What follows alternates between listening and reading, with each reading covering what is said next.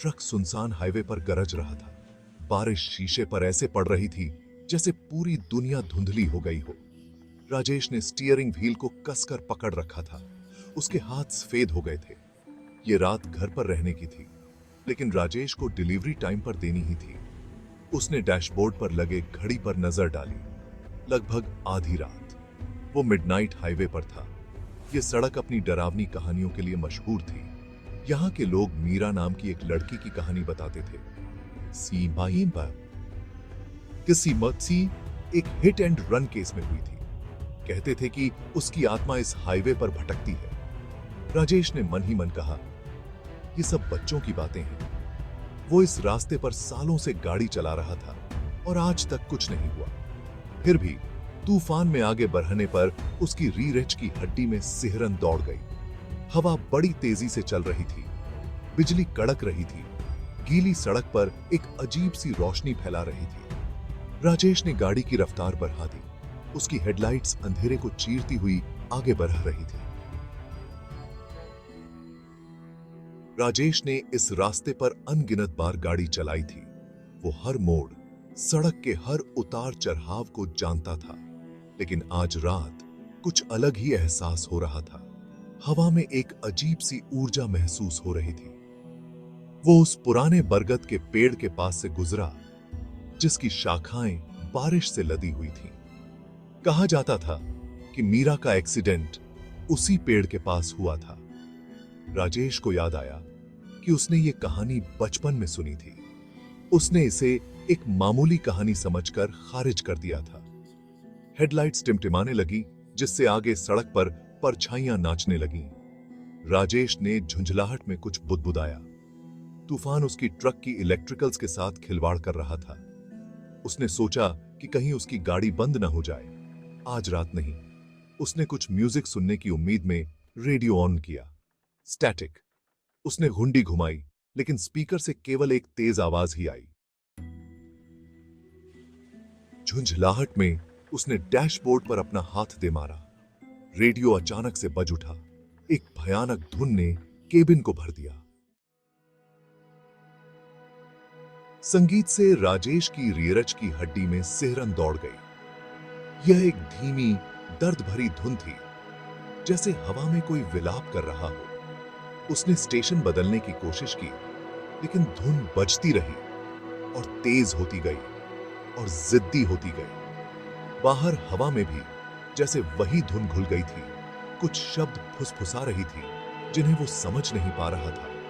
क्या वो सब कल्पना कर रहा था? हकीकत और कल्पना के बीच की रेखा धुंधली होती जा रही थी। उसने अपना सिर हिलाया, अपने विचारों को साफ करने की कोशिश कर रहा था। यह सिर्फ तूफान था जो उसके साथ खेल रहा था। उसने सड़क पर ध्यान केंद्रित किया। स्टीयरिंग व्हील पर उसकी पकड़ मजबूत होती गई। उसने रियर व्यू मिरर में देखा। एक धुंधली सी छवि, सड़क के बीच में एक सफेद साया खड़ा था। उसने पलकें झपकाईं और वो गायब हो गया। उसने खुद से कहा कि यह रोशनी का भ्रम था, उसके थके हुए दिमाग का वहम। जैसे जैसे वह गाड़ी चला रहा था, संगीत तेज होता गया। वह दर्द भरी धुन उसकी रूह में उतरती जा रही थी। उसे ऐसा लगा जैसे वो एक आवाज सुन सकता है, धीमी और अलौकिक, जो उसके साथ गा रही थी। उसने अचानक ब्रेक लगाया। ट्रक गीली सड़क पर थोड़ा फिसल गया। उसका दिल तेजी से धड़क रहा था। वो खुद पर काबू खो रहा था।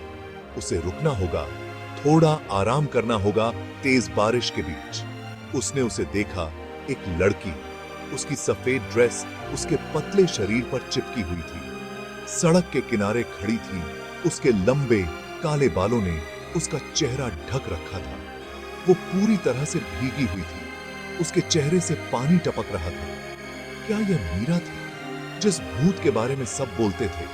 वह निश्चित रूप से नहीं बता सकता था, लेकिन उसके बारे में कुछ तो था, एक उदासी जिसने उसके दिल को छू लिया।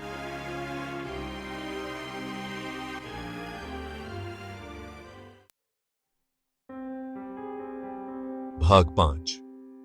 अचानक ठंड। राजेश ने उस लड़की को देखा। उसका दिमाग डर और उलझन से भरा हुआ था। वह उसे बारिश में ऐसे खड़ा नहीं छोड़ सकता था। वो एक नेक इंसान था, हमेशा जरूरतमंदों की मदद के लिए तैयार रहता था। उसने खिड़की नीचे की, हवा और बारिश ने तुरंत उसके चेहरे पर वार किया। क्या तुम ठीक हो? उसने आवाज लगाई। उसकी आवाज तूफान में मुश्किल से सुनाई दे रही थी। लड़की ने कोई जवाब नहीं दिया। वो बस वहीं खड़ी रही। उसका सिर झुका हुआ था। उसके लंबे बालों ने उसका चेहरा छुपा रखा था। राजेश की रियर एज की हड्डी में अचानक ठंड दौड़ गई। उसके दिल को एक बर्फीली दहशत ने जकड़ लिया। उसे वहां से गाड़ी भगाने का मन कर रहा था, इस जगह को छोड़कर कभी पीछे मुड़कर न देखे।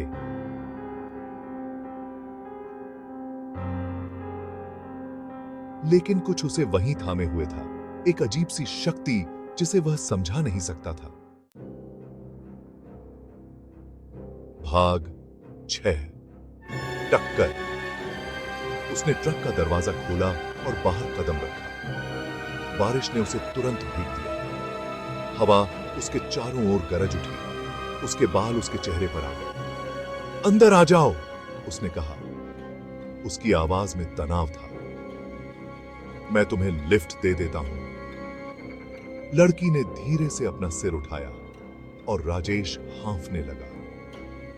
उसका चेहरा पीला था। उसकी आंखें खोखली थीं, बेजान थीं। उसके माथे से खून बह रहा था, जो उसके बालों में रिस रहा था। यह मीरा थी। यह एहसास उसे एक शारीरिक चोट की तरह लगा। यह कोई साधारण लड़की नहीं थी। यह मिडनाइट हाईवे का भूत था। दहशत, कच्ची और आदिम, उसके अंदर दौड़ गई। राजेश पीछे हट गया। उसका पैर गीली डामर पर फिसल गया। वह अपना संतुलन खो बैठा और सड़क पर जोर से गिर पड़ा। वह एक पल के लिए वहीं पड़ा रहा, स्तब्ध। उसकी सांसें थम सी गई थी। जैसे ही उसने उठने के लिए संघर्ष किया, उसने उसे देखा। मीरा उसके ठीक सामने खड़ी थी। उसका चेहरा उसके चेहरे से कुछ इंच की दूरी पर था। उसकी आंखें, जो कभी जीवन से भरी हुई थीं, अब एक अजीब रोशनी से जल रही थीं। वे उसे घूर रहे थे, उसके आर पार देख रहे थे। उसकी आत्मा की गहराई में डर ने उसे पंगु बना दिया। वह हिल नहीं सकता था, बोल नहीं सकता था। वह केवल उन आरोपित आंखों को घूर सकता था। महसूस कर रहा था कि एक ठंडी दहशत उसकी रीढ़ एज की हड्डी तक रेंग रही है, उसके दिल को अपनी चपेट में ले रही है। बारिश लगातार हो रही थी, एक अथक बाढ़ जो उसकी छाती में उथल-पुथल को दर्शाती थी। वह फंस गया था, किसी ऐसी चीज की चपेट में आ गया था जिसे वह समझ नहीं पाया था, जिससे वह बच नहीं सकता था। वह चिल्लाना चाहता था, दया की भीख मांगना चाहता था, लेकिन उसके होठों से कोई आवाज नहीं निकली। मानो मीरा की मौजूदगी ने उसकी आवाज, उसकी इच्छा शक्ति, उसकी सांसें तक छीन ली हो। उसने अपनी आंखें बंद कर ली, खुद को अज्ञात के लिए तैयार कर लिया। लेकिन दर्द या डर के बजाय उसने कुछ और महसूस किया। उदासी की एक लहर, इतनी गहरी, इतनी जबरदस्त कि वह उसे डुबो देने की धमकी दे रही थी।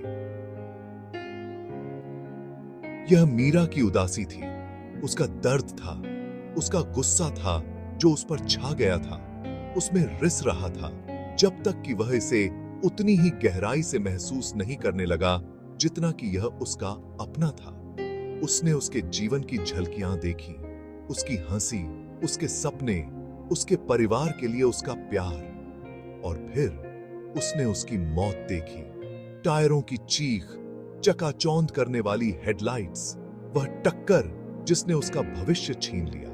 उसने उस भयानक दर्द, उस आतंक, उस घोर निराशा को महसूस किया जब उसका जीवन क्रूरता से खत्म हो गया था। अब वह समझ गया था, मीरा बदला नहीं लेना चाह रही थी, वह न्याय चाह रही थी, अपने दर्द, अपने अनुचित भाग्य को स्वीकार करने की मांग कर रही थी। वह चाहती थी कि वह समझे, वह महसूस करे जो उसने महसूस किया था। जैसे ही अचानक यह शुरू हुआ था, दृश्य फीका पड़ गया। उसने अपनी आंखें खोली तो पाया कि मीरा चली गई है। बारिश रुक गई थी, बादल हट गए थे, और तारों से जगमगाता आसमान दिखाई दे रहा था। वह बहुत देर तक वहीं बैठा रहा। उसके दिल पर मीरा की कहानी का बोझ था। उसने अपने जीवन, अपनी पसंद के बारे में सोचा। वह उस रात लापरवाह था, तेज गति से गाड़ी चला रहा था, ध्यान नहीं दे रहा था। क्या वही मीरा की मौत का कारण था? वह निश्चित रूप से नहीं कह सकता था, लेकिन वह एक बात जानता था, वह उसे कभी नहीं भूलेगा। वह एक बेहतर जीवन जीकर उसकी स्मृति का सम्मान करेगा, एक ऐसा जीवन जो उद्देश्य और करुणा से भरा हो। वह अपने ट्रक में वापस आ गया। उसका शरीर भारी था, उसकी आत्मा हल्की थी। रेडियो, जो मीरा के गायब होने के बाद से चुप था, फिर से बजने लगा। केबिन में एक धीमी मधुर धुन गूंज उठी, जो पहले के शोकपूर्ण विलाप के बिल्कुल विपरीत थी। वह उस हाईवे से दूर चला गया। मिडनाइट हाईवे मीरा के साथ उसकी मुलाकात से हमेशा के लिए बदल गया। अब वह भूतों की कहानियों का मजाक नहीं उड़ाता था। वह अब जानता था कि कुछ घाव कब्र से भी गहरे होते हैं।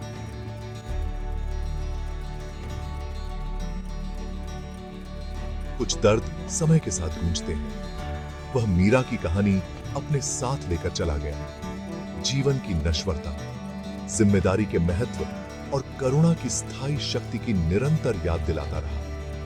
वह उसकी कहानी सुनाता रहेगा, यह सुनिश्चित करते हुए कि उसे न केवल एक पीड़िता के रूप में याद किया जाए, बल्कि एक ऐसी लड़की के रूप में याद किया जाए जो न्याय की हकदार थी। एक ऐसी लड़की जिसकी आवाज रात के सन्नाटे में सुनाई दी। सर